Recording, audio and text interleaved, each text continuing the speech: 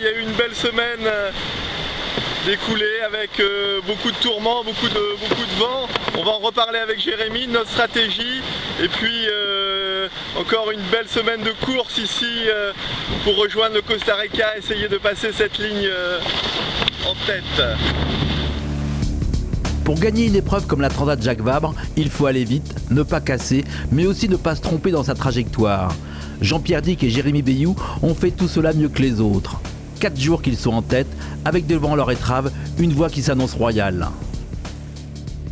La situation est un peu bloquée, c'est-à-dire que pour redescendre jusqu'à Mona-Passage, qui est en fait le point de passage obligé pour les IMOCA, les classes 40, ils ont encore le temps, et pour aller jusqu'à Saint-Barth pour les multi 50, en fait, il n'y a pas tellement d'autres solutions que de suivre une route qui est imposée, qui est une route assez nord, assez atypique, mais si quelqu'un voulait essayer de descendre, il se retrouverait tout de suite englué dans des calmes avant de pouvoir rattraper les véritables alizés. Virbac Paprec 3 et Hugo Boss font quasi figure d'intouchables.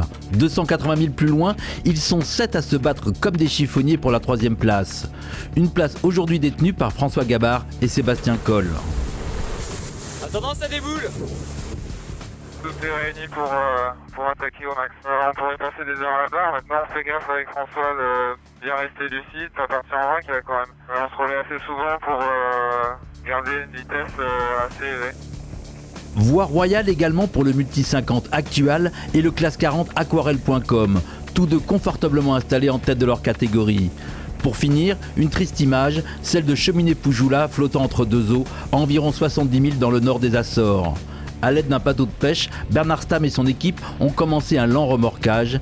Ils pensent toucher terre demain samedi en milieu de journée.